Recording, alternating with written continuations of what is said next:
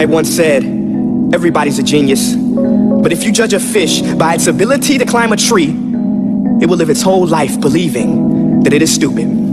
Ladies and gentlemen of the jury, today on trial we have modern day schooling. Glad you could come. Not only does he make fish climb trees, but also makes them climb down and do a 10-mile run. Tell me, school, are you proud of the things you've done? Turning millions of people into robots, do you find that fun?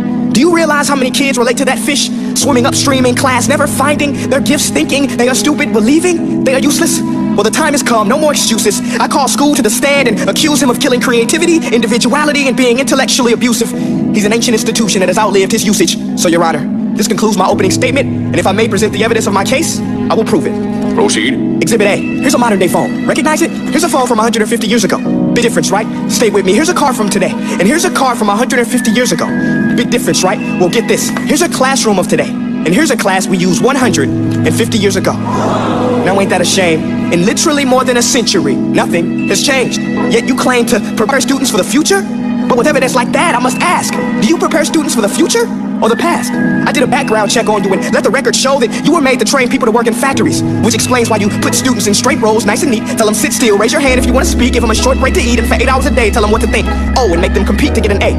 A letter which determines product quality, hence grade A of meat. I get it. Back then, times were different. We all have a past. I myself am no Gandhi. But today, we don't need to make robot zombies. The world has progressed, and now we need people who think creatively, innovatively, critically, independently, with the ability to connect. See, every scientist will tell you that no two brains are the same, and every parent with 2 or more children will confirm that claim. So please explain why you treat students like cookie cutter frames or snapback hats, giving them this one-size-fits-all crap. Watch your language. Sorry, Your Honor, but if a doctor prescribed the exact same medicine to all of his patients, the results would be tragic. So many people would get sick, yet when it comes to school, this is exactly what happens. This educational malpractice, where one teacher stands in front of 20 kids, each one having different strengths, different needs, different gifts, different dreams, and you teach the same thing, the same way?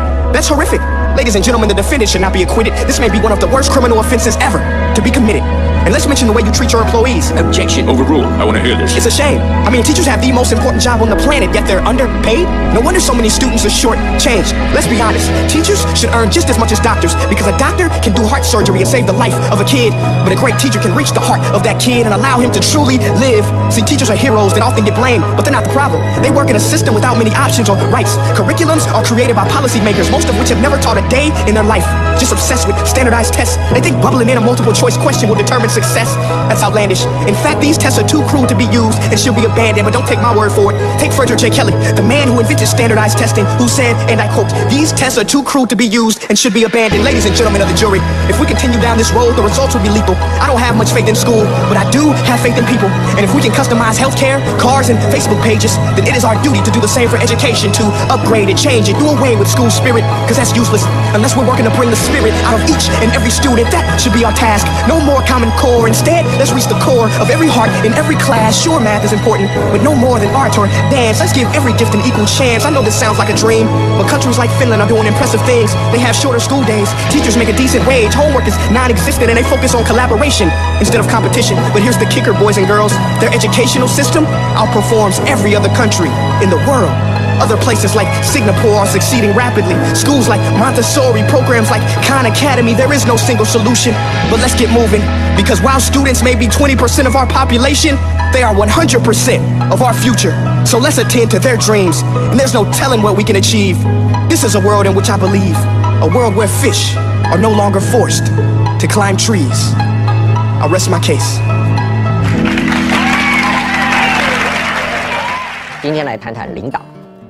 如果你跑得不够快，那你怎么办？你应该找一匹马来骑，或者找马来拉车。但是当马让你骑很舒服，车子拉得很好的时候，你不可以白痴哦。怎样白痴？说，诶，这个马怎么可以跑得比我快呢？嫉妒它，哼，然后把马杀了，然后害自己没有马骑。很多领导者就是犯这个错误，找到杰出的人才来用的时候，诶，他嫉妒这个人才，好，要不然就是找不到人才，鞭打自己，就是马跑，我跑得不够快，我跑更快，鞭打自己，让自己变成马。可是他明明就不是千里马。领导有领导的才干，做事有做事的能力。要讲一位伟大的领导者林肯。林肯年轻的时候呢，美国呢发生了黑鹰战争，就是跟印第安部落打起来了。好，这个时候呢，林肯呢也想建功立业，就募了一群人呢去从军。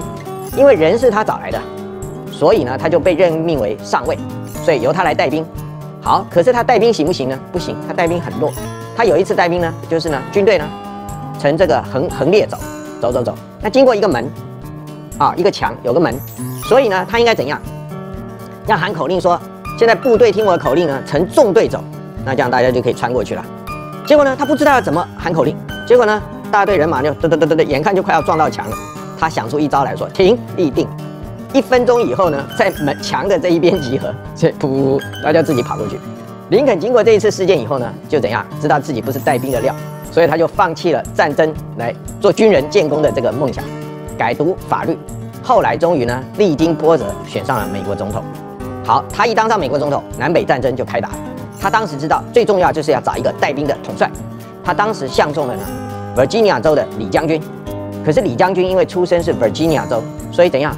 他的那一州是赞成蓄奴的，所以他没办法带着联邦军去打自己的家乡啊，所以他就拒绝了。